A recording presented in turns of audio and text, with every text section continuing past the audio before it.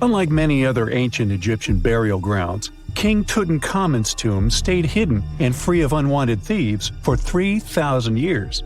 One reason was that the tomb was smaller than average and tucked away in a place called the Valley of the Kings. This area was already being extensively explored by the time they stumbled upon Tut's spot. The entrance was all covered in debris from building a nearby tomb, which must have also helped keep it a secret. There were also zero writings or signs on the outside of the tomb. Time passing also played a part in keeping it in amazing shape until the 1920s, when a man named Howard Carter finally made it in.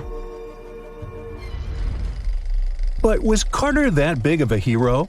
Some recent findings say he might have been sneakier than initially thought. People used to think Carter wasn't just a glorified treasure hunter, he was a true archaeologist. Before Tut, he had been on a relentless quest for Egyptian artifacts. He discovered his interest in these unusual objects when he was a child, and soon started drawing the sculptures and inscriptions that were found in ancient tombs.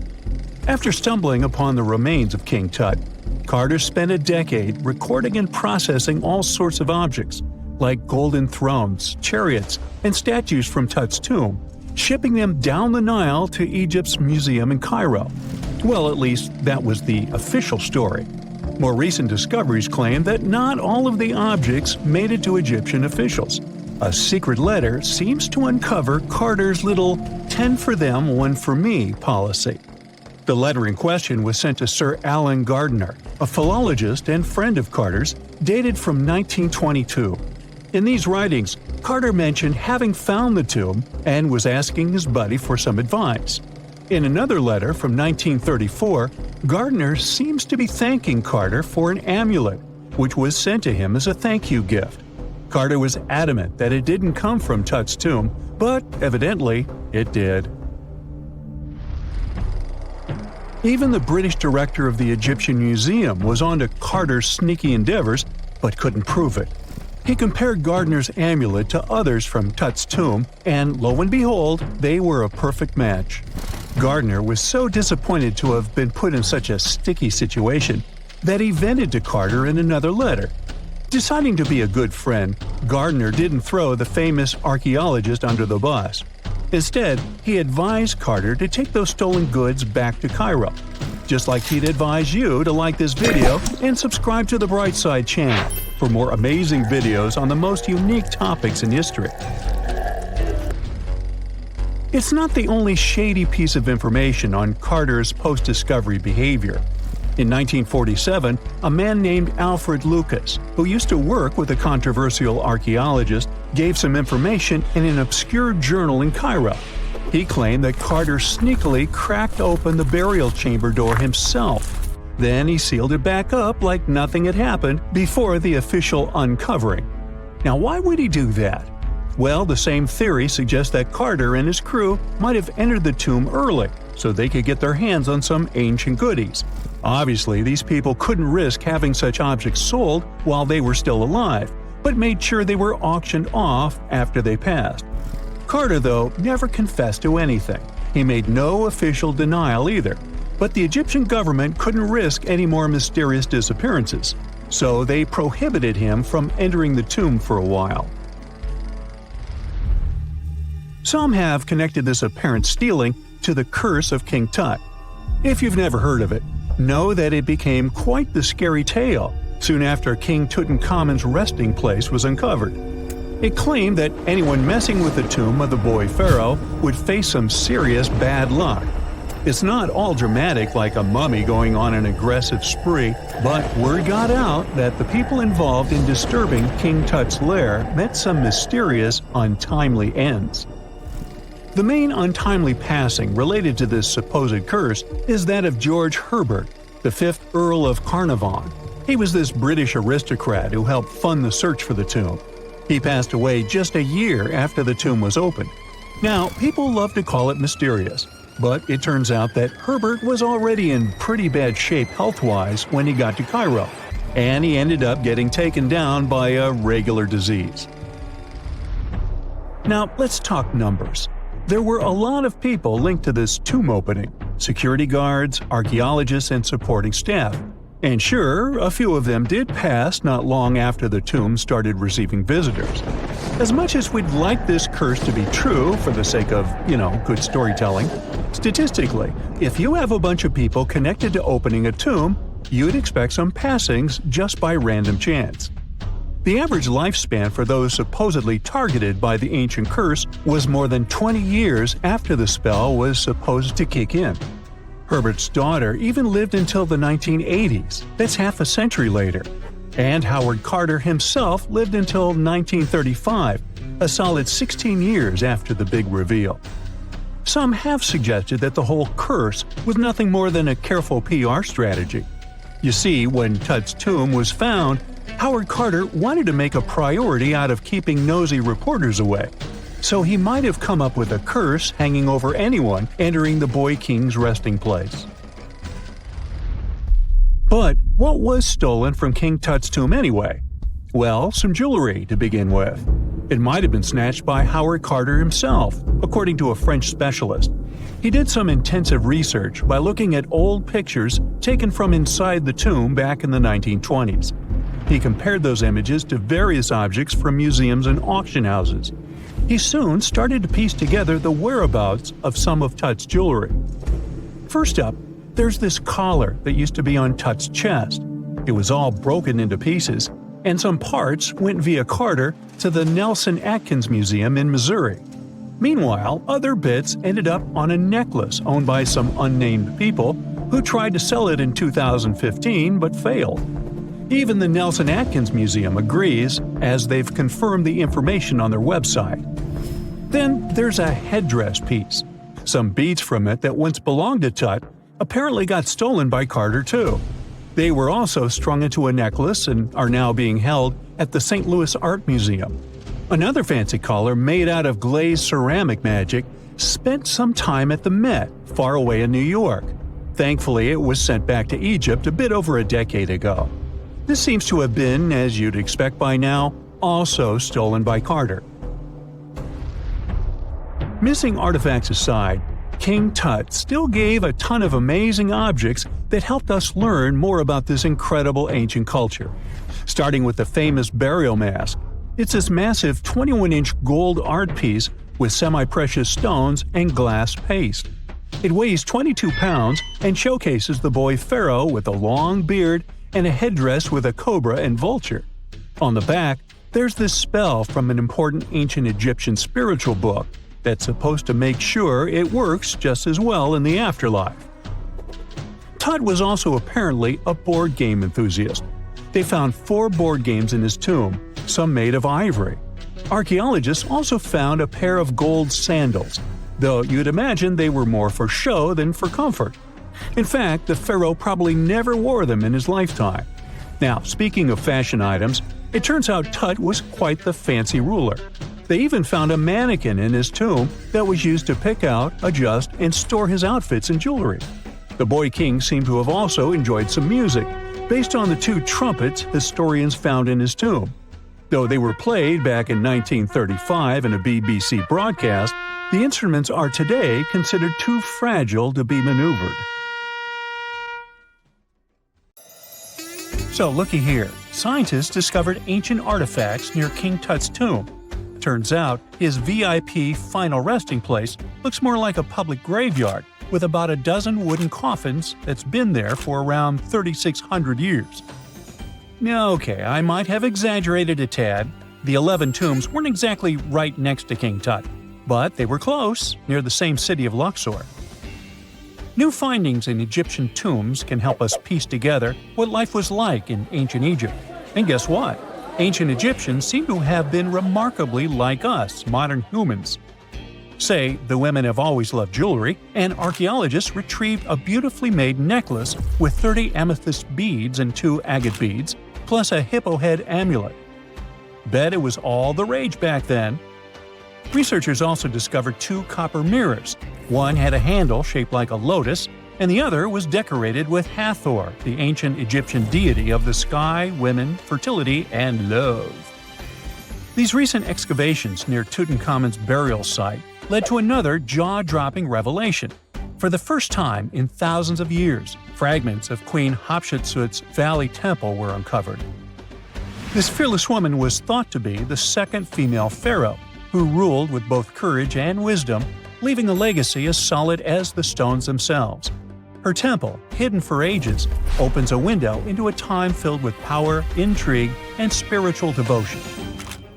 Archaeologists found over 1,000 beautifully decorated stone blocks on the outskirts of Hatshepsut's funerary temple.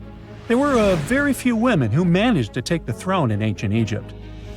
Another tomb was found nearby, and it belonged to the overseer of Queen Teti Sheri's palace, whose name was Jehuti-Mez. Queen Hatshepsut seems to have even more tombs, aces up her sleeve. These tombs were carved into the rock instead of being built as pyramids, showing a unique ancient perspective on how to protect the soul in the afterlife. Experts managed to retrieve some cool ancient pieces from the site. Toys made of clay, mummy masks, winged scarabs, and some amulets. Sadly, there surely used to be way more artifacts, but over the last centuries, there have been people other than archaeologists to stumble upon this site. It's likely that looters got to these tombs before them and may have taken some valuable items. But they did leave behind some cool stuff for the researchers, like pottery used for offerings of bread and meat, along with archers' bows that connect the tomb's owners to the Egyptian military. Meanwhile, soul protection is way more important than you might think, especially if you're roaming around Luxor looking for ancient secrets. You aren't scared of King Tut's curse, are you? Let me tell you what happened to those who weren't scared, but promise me to take it with a dash of salt, okay? For years, Egyptologists, especially those who believed in paranormal activity, were convinced that there was an unsettling curse surrounding Tutankhamun's archaeological discoveries. This belief stemmed from the mysterious and untimely demise of several excavators who discovered the tomb in 1922 with no logical explanation for why they passed away. It was just easier to chalk it up to something supernatural and avoid the whole mess. But it turns out it wasn't a curse at all. It was likely the radiation that caused those excavators to perish. Now, you might wonder where the radiation came from. After all, while radioactivity was discovered in the 19th century, ancient Egyptians, despite their impressive pyramids, didn't have any radium lying around to make Tut's tomb glow like crazy. So, what could be the real story? It might have been toxic waste behind it all. Toxic levels of radiation from uranium and hazardous waste have been lurking inside the tomb since it was sealed over 3,000 years ago. The burial chamber of Tutankhamun's tomb reportedly has such high radiation levels that anyone who steps inside could easily end up with a fatal dose of radiation sickness or an incurable condition. By the way, you can have a somewhat similar level of radioactivity if you don't get rid of those moldy dinner leftovers you left to perish in your fridge a month ago. But this radioactivity isn't exclusive to Tutankhamun's tomb. Ancient Egyptian artifacts discovery is rewarding yet dangerous due to unusually high radiation levels in Old Kingdom tombs all over Egypt. Geiger counters have detected radiation at 2 sites near the Giza pyramids, and radon, a radioactive gas, has been found in several underground tombs in Saqqara. Interestingly, experts believe that the builders of these ancient tombs were aware of the toxins, as some eerie warnings were carved into the walls of many tombs. One inscription ominously declared, "They that break this tomb shall meet their end by a malady that no doctor can diagnose." Other ominous phrases like "forbidden," "due to evil spirits," only added to the fear that supernatural curses haunted these ancient sites. Ominous signs have stunned archaeologists since forever, but the fear grew even stronger a century ago with the mysterious passing of Lord Carnarvon, who funded King Tut's excavation in 1922 and reportedly explored the treasure-filled rooms, along with several others who entered the tomb. Arthur Weigall, another British Egyptologist who was present at the tomb's opening and is credited with starting the curse myth, passed away young when he was just in his 50s in 1934. Chances are the condition that made him pass was connected to radiation. In total, 6 out of the 26 people who were there when the tomb was opened met their end within a decade from various causes. Not only X-ray exposure, those reasons include asphyxia, stroke, heart failure, pneumonia, and even poisoning. Well, isn't this getting a little grim? There was one guy who opened the tomb and somehow managed to avoid the infamous curse, Howard Carter, or so it seemed. Some folks pointed to his survival as proof that the curse wasn't real. After digging up the tomb, Carter published several books on the topic and shifted gears from archaeology to dealing in antiquities for various museums. Despite dodging demise or injury, rumors swirled about how the curse may have impacted him in other ways. One of the big stories linked him to Lord Carnarvon's daughter, Evelyn. Some said he was madly in love with her, but she married someone else, so he chose to stay single. Others claimed they had an affair while she was in Egypt, which ended when her father passed away and she left the country for good. However, there wasn't much evidence to support these stories. Evelyn was just 6 when they met, and they remained friends until his last breath. She was even one of the few attendees at his funeral, but denied any romantic involvement, saying they weren't that close.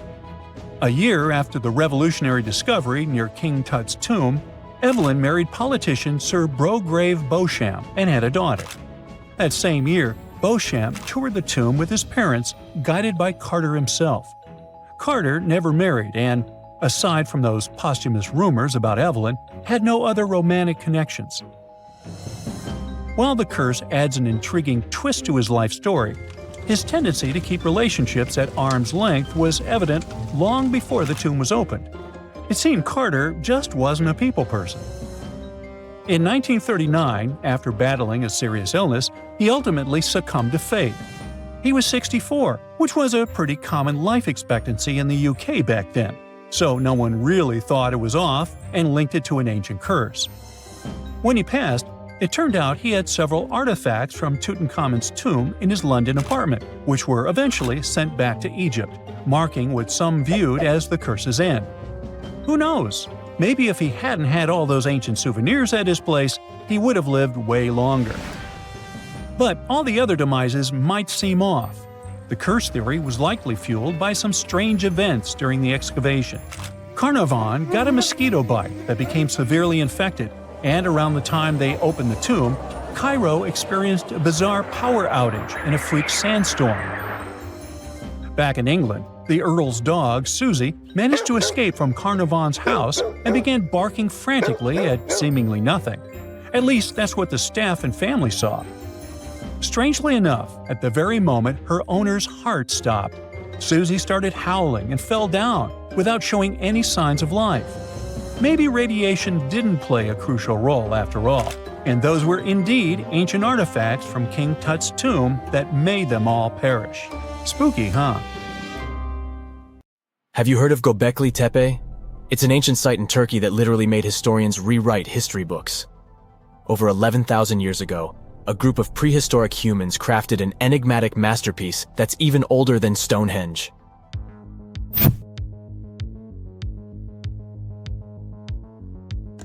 Before its discovery, archaeologists believed that people didn't know about iron and weren't good at making pottery. They were sure that settled life only emerged with the need for agriculture. But Göbekli Tepe changed this belief.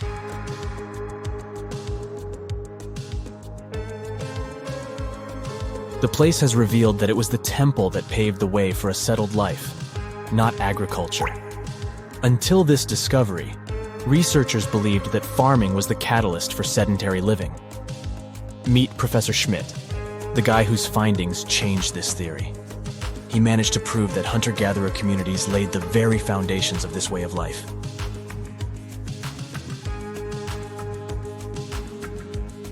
Back in the 1960s, other archaeologists visited the area, but they totally missed the mark.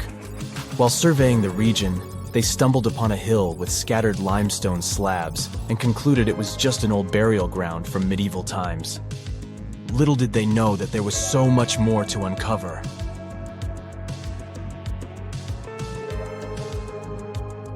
In 1994, Schmidt embarked on his own survey of prehistoric sites in the area. Surprise!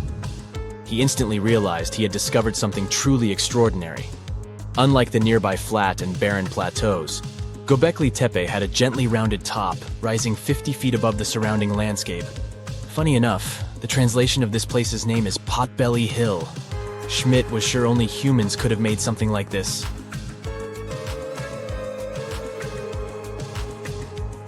Those broken limestone pieces that were mistaken for gravestones turned out to be way more exciting. It was like stumbling upon a hidden treasure.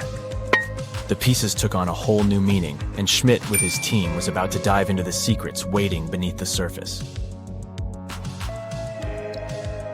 To their surprise, they found no traces of a settlement. No hearths for cooking, no houses, and none of those adorable clay figurines commonly found in nearby sites of similar age. However, they uncovered that those ancient people used tools like stone hammers. So, Schmidt and his team put their heads together and took a wild guess at the age of Göbekli Tepe's stone structures. Their estimation got backed up by some limited carbon dating done right at the site. The ancient vibes of this place were finally starting to make sense. It was like a puzzle slowly coming together.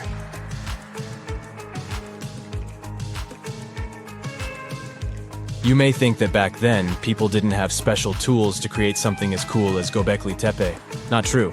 Turns out, these prehistoric folks used flint tools instead of fancy metal chisels. They were also skilled at chipping away softer limestone and crafting pillars right on the spot. Afterward, they carried the pillars a short distance to the summit and placed them upright. Once the stone rings were complete, they covered them with layers of dirt. Over time, they added new rings, and voila! You've got a cool hill to impress people in the future.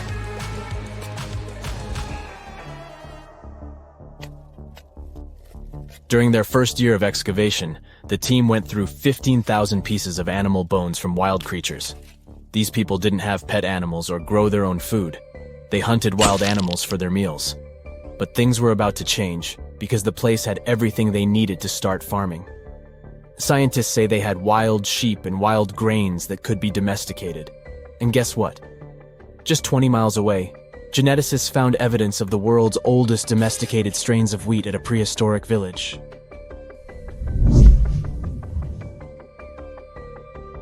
These amazing findings have completely changed how we view civilization. In the past, experts believed that people needed to learn how to farm and settle in one place before they could build temples and develop complex societies. But guess what? Schmidt's research flips that idea on its head. He claims that the incredible effort put into constructing these astonishing structures actually set the stage for the development of advanced societies. It means that societal and cultural changes happened before agriculture. Schmidt has this fascinating hypothesis about Göbekli Tepe. He thinks it could have been a special burial site where people left their loved ones. And here's the twist. The burial site was adorned with fancy statues and symbols representing deities from the spiritual realm.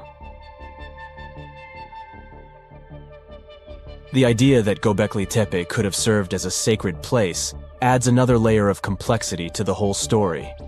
While the site's true purpose may remain elusive, Schmidt's insights invite us to consider the profound interplay between life and the afterlife, and the deep reverence ancient hunter-gatherer societies may have had for their departed ancestors. Now let's talk about the stars of the show, the mesmerizing T-shaped columns that dominate Göbekli Tepe. These mysterious structures range from 10 to 20 feet tall and most likely represent stylized human figures. But one figure stands out from the rest, the three-dimensional lion relief. This depiction really fires up our imagination. Why? Because it hints at the possibility that lions roamed Anatolia during the Neolithic period.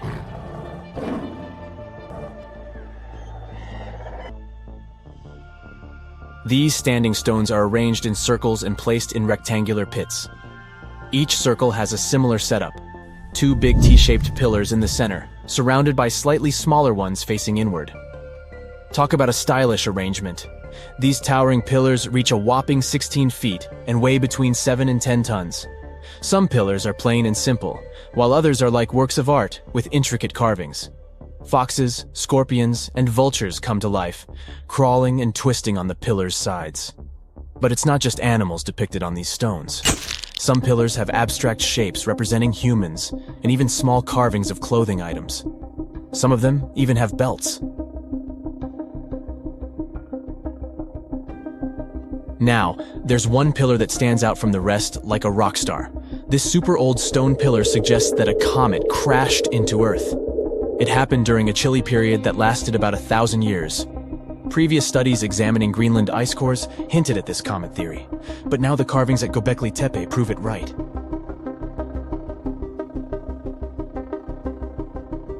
The carvings on the pillars are like a historical comic strip. They even show a headless human figure. Researchers fed the images into a computer and discovered their connections to constellations, indicating that this temple might have been an ancient observatory. It's like our ancestors were trying to document this cataclysmic event in their own unique way.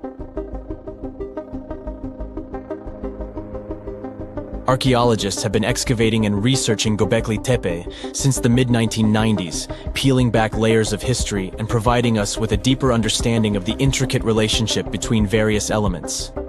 They have no plans to stop the whole process for another 150 years. Who knows what else they'll find? You see, Göbekli Tepe has been labeled purely as a ritual site with no signs of domestic activities. We were led to believe that the absence of water meant it couldn't support semi-sedentary communities. But scientists believe it's time to shake things up and approach Göbekli Tepe with fresh eyes. It's time to question what we believed before and use new evidence and different ways of thinking. Like, there might have been a group of people living in the area who didn't stay in one place all the time. They moved around a bit but still had their own civilization, living in the area semi-sedentarily. Göbekli Tepe is not just home to a single temple, but an astounding collection of over 20 ancient structures. As archaeologists delve into the depths of this wonder, they are unraveling its unique layout, featuring two prominent focal points at the heart of each establishment, complemented by smaller structures and dividing walls. What's even crazier is that in this area, there are over 200 obelisks, which are narrow tapering monuments. I bet you've never heard of the legendary oasis of Zerzura. This ancient city is said to be hidden somewhere deep in the Sahara Desert, and its discovery could mean unimaginable riches and untold secrets. According to an anonymous 15th century Arabic guide, the key to unlocking the city lies in the beak of a bird carved on the city gate. Zerzura might not be as popular as Machu Picchu or the pyramids, but that just makes it more mysterious. Legend has it that Zerzura is built around this big oasis somewhere in the desert west of the Nile. Apparently, it's made out of white stone and has all these luxurious houses and gold decorations. The story goes that a scribe wrote down the account of a traveler who stumbled upon Zerzura while looking for his lost camel. At one point in his journey, the man got caught up in a sandstorm, where he got separated from the rest of his group. The traveler kept wandering in the desert for days, and then, out of nowhere, two men showed up and guided him to the city of Zerzura. The traveler described this city as an oasis filled with little birds and made out of pure white stonework. The city is also said to be guarded by giants. In 1835, an English Egyptologist named John Gardner Wilkinson mentioned the city in one of his books. He spoke to a man from Egypt who found the city by accident after days of wandering through the desert. He mentioned some ruins, unusual stonework, and a large oasis surrounded by palm trees. The man even gave some instructions on how the city could be found, indicating that it might be in the western desert of Egypt. But here's the kicker. Even though a group of explorers went out to find Zerzura, they didn't succeed. At the same time, they did stumble upon a bunch of previously unknown oases. In the early 1900s, numerous expeditions were sent to find the city, including one with a fleet of Ford Model A trucks. But, alas, none were successful. Others say Zerzura did exist at one point, but not anymore. It's possible it was swallowed by the desert. It's believed that back in the day, the Sahara Desert was actually green. Scientists even found traces of ancient rivers that flowed through the area 100,000 years ago, creating green corridors across the desert. But Zerzura might have never been real to begin with. Maybe it only existed in the minds of people, a figment of their imagination as they were struggling in the African desert. For thousands of years, people have been obsessed with the hunt for another lost city, Atlantis. But if this place really existed, where on Earth, or under the sea, could it be? According to Plato, Atlantis was an actual place, and it was supposedly located somewhere in the Atlantic Ocean, near the Strait of Gibraltar. But how did this mythical city become synonymous with a perfect, paradise-like society? Well, you can thank Ignatius Donnelly for that.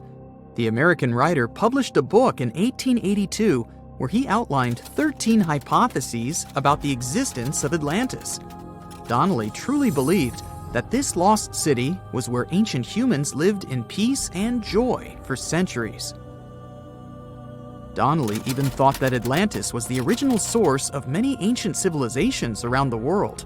And if we just followed Plato's clues, we could totally find Atlantis. Sounds like a treasure hunt, right? What inspired Donnelly to go on this quest in the first place, you might ask? Apparently, an amateur archaeologist discovered the city of Troy, using Homer's The Iliad as a guide. Well, if Troy was real, then why not Atlantis? Back in the day, some people believed that America was the legendary Atlantis.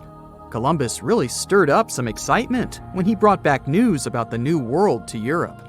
But the real hunt for Atlantis didn't really start until the 20th and 21st centuries. Some people tried to connect the dots between a volcanic eruption on the island of Santorini and the destruction of Minoan settlements. But in 2018, a team of investigators claimed they had nailed it, announcing they had discovered concrete proof that Atlantis had existed. What was their evidence, you ask? A series of mysterious circles in a national park in Spain. But the circles turned out to be nothing more than experimental ponds for studying zooplankton. Let's face it, there's no real evidence that Plato's lost city of Atlantis actually existed. But it doesn't make searching for it any less exciting, does it? The Fountain of Youth isn't a lost city per se, but it is another mythical location that many have claimed to have stumbled upon over the years. Long ago, people were obsessed with the idea of living forever, or at least extending their lives as much as possible. Each culture had its own wild story, like the Greeks talking about a magic fountain that let people live longer, or Alexander the Great finding a river of paradise that could heal the wounded. Japanese legends spoke of hot springs that could make you young again, while the Caribbean locals talked about the restorative powers of the water in one of their own mystical lands. Explorers searched far and wide for these magical waters, but nothing. Probably the most famous of all was the story of the Spanish explorer Juan Ponce de Leon, who thought he'd found it in Florida. Now, Ponce de Leon was quite a character. He sailed with Columbus and became an important figure in the area now known as the Dominican Republic. He found gold in Puerto Rico and even became the island's administrator. But when the ruler of Spain decided to replace him in his duties, he got upset and decided to explore Florida, looking for gold and the elusive Fountain of Youth. He explored the Bahamas, but sadly, he didn't find any gold or magic water. He did, however, make his way to Florida. He explored the coast and even discovered the Gulf Stream. Unfortunately, his last expedition didn't go well, and he was wounded. But the legend of him searching for the Fountain of Youth lived on. Even though historians don't think he was really looking for the Fountain of Youth, thousands of people visit the Fountain of Youth Archaeological Park every year to try the sulfur-smelling water. It's the oldest attraction in Florida, which has been around since the 17th century. Some say the water has unusual properties, but I'll leave that up to you to decide after you visit this place. Norse mythology has its own mysterious land called Thule. It's said to be somewhere between Scandinavia and Iceland, where the sun barely shines and the cold bites hard. The folks there survive on a diet of millet, herbs, fruits, and roots, washed down with a grain and honey brew. As for its exact location, scholars can't seem to agree on it to this day. The legendary ancient Greek explorer Pytheas was said to be the first to stumble upon Thule during his quest for tin mines. He sailed his way up north, passing by Scotland, and after 6 long days of sailing, he reached Thule. The people there, according to Pytheas, were quite primitive, but that's no surprise since they were just simple farmers living off the land. They showed Pytheas where the sun set on the shortest day of the year. They also told him that in winter, the sun never rose at all, and in summer, there was no night. For many years, historians have been debating the true identity of this mythical land of Thule. Some say it's Iceland, while others claim it's Norway. A little bit of progress has been made recently with the help of a team of researchers. If their findings are correct, Thule might be the elusive island of Smola. That's farther south than any of the Norwegian islands that were on the list of contenders. It may be too soon to celebrate, but it does look like Thule has finally been found. What is a boat doing in the middle of a desert? You would expect to find a seagoing vessel closer to shore. This is the question archaeologists had been asking for decades. In 1988, there was a storm near one of the most important archaeological sites in ancient Egypt. A wooden structure emerged from the sand. It was hollowed out by termites. Scientists were determined to solve its mystery. In 2000, they began excavating the site near Abydos, Ubidos. An American team of experts soon discovered a boat that was 70 feet long, and it wasn't alone. In total, there were 14 boats neatly resting next to each other. It was impossible to completely dig out the boats because of their poor condition. Luckily, the wood was preserved enough to get a sample. Analyses revealed that the boats were around 5,000 years old, the oldest fleet in human history to this date. The time of their construction predates the pyramids at Giza by half a millennium. Each ship of the fleet rested in a vault that matched its dimensions. The room was roughly a third of the size of a tennis court. It had mud brick walls that featured more than 120 drawings of boats. Ancient Egyptians incised them on whitewashed walls that were excellently preserved. Scientists have known about these mysterious chambers for well over a century. 1901, 1902. A British archaeologist, Arthur Weigel, stumbled upon a strange structure west of the River Nile. His team caught a glimpse of the interior walls. Sadly, a section of the roof collapsed, so they had to call off further exploration. Researchers abandoned the site, but its location remained on the maps. The boat's position first led scientists to think that they rested on a bank of the mighty Nile. But there was a problem with this theory. Today, the river flows almost 7 miles west of Abydos. Further studies of the surrounding terrain showed the Nile didn't change its course throughout history. Also, if the boats floated near a dock, they would be in unstable positions. The 14 vessels at Abydos were perfectly parallel to each other. There was only one conclusion possible. Someone had deliberately placed them like that. They must have gone through a lot of effort. Each boat had enough room for up to 30 rowers. These vessels could really float. They weren't models, but scholars still don't know if they actually sailed any body of water in ancient Egypt. This doesn't diminish the importance of the find. Previously, archaeologists found only small-scale models. In King Tut's tomb alone, there were 35 boat models. For a long time, these figurines were the only clues as to how ancient Egyptian vessels looked like. The boat's design confirms that they were the real deal. They are the earliest surviving examples of something called built boats. Ancient people constructed primitive vessels by hollowing out large tree trunks. The alternative was reed that was tied together to form a raft. The boats at Abydos had planks tied together. This was a major breakthrough in shipbuilding. During their lifetime, the boats must have seemed impressive. Timber was a valuable commodity at the time. There was no wood in the desert. Cedar had to be imported from Lebanon. The only person who could afford such luxury was the pharaoh. Studying the area around the ancient fleet provided more answers. Scientists discovered a mud brick structure where Egyptians worshipped the pharaoh. Its approximate date of construction matches that of the wooden boats. The same bricks out of which this building was made were used to encase the fleet. At the time of their construction, the rooms they were stored in had a ceiling. That's the section that archaeologists stumbled upon in the early 20th century. Just like mummies and coffins, these marvelous ships rested inside splendid vaults. The exterior of these rooms was also impressive. The outer walls originally had a plaster of white limestone. It reflected sunlight. In the desert sun, the structure housing the boats must have shone from miles away. Ancient Egyptian builders used the same technique to cover the pyramids 500 years later. Today, their surface looks jagged, but it wasn't always like this. When they were constructed, the pyramids had a top layer of fine white limestone.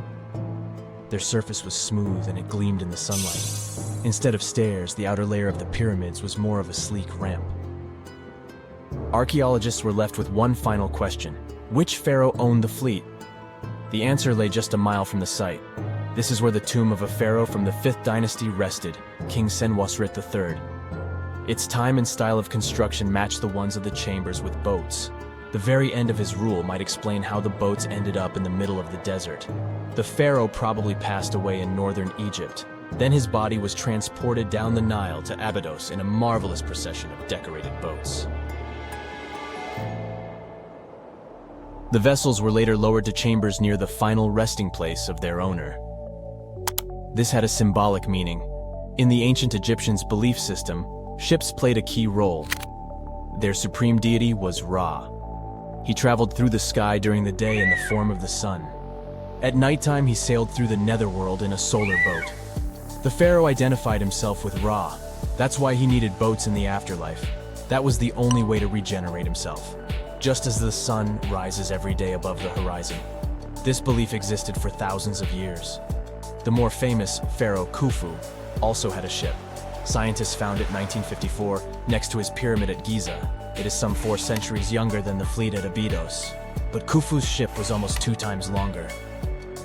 The Great Pyramid of Giza and King Tut's tomb are some of the most famous archaeological finds in Egypt. But there are many more secrets hiding beneath the endless sands of the Sahara Desert. Recently, 2020, archaeologists found a lost city there. They have labeled it as the most important discovery since King Tut's tomb, 1922. The city of Aten is some 3,000 years old. Historians hope it will give them a unique insight into the everyday life of ancient Egyptians. The famous archaeologist and Egyptologist Zahi Hawass proclaimed the site a lost golden city. Aten sits some 300 miles south of Egypt's capital, Cairo. It is close to the famous Valley of the Kings. Archaeologists first found sections of mud brick walls that spread out in all directions. They discovered complete rooms with tools of everyday life inside. The research team unearthed a bakery, a residential neighborhood, and an administrative district. They all date back to the time when the Egyptian civilization was the wealthiest in its long history. They were also the first to make objects from iron. In 1911, scientists found a set of iron beads near a village in Lower Egypt, El Gurza. These are the earliest known iron artifacts. The discovery is literally out of this world. Ancient people made them by beating into shape a piece of a meteorite. The 9 beads were once part of an ornate necklace. They are now blackened and corroded, which is perfectly normal for a piece of jewelry that is over 5,000 years old. They consist of an iron-nickel alloy. Researchers were impressed by the skill of ancient jewelers who processed the beads. Their craftsmanship is more impressive when you think that they didn't know the stellar origins of the material. The Great Pyramid of Giza also has a remarkable feature. An international research group investigated the electromagnetic response of the structure to radio waves. They found that the pyramid has the ability to concentrate electromagnetic energy inside it. This occurred inside its chambers as well as under the pyramid's base. It contains an underground, unfinished chamber. It seems that the electromagnetic response is connected with the properties of limestone, the Great Pyramid's main building material. The research results might have a practical application. The way solar cells and nanosensors function could be improved by this remarkable find.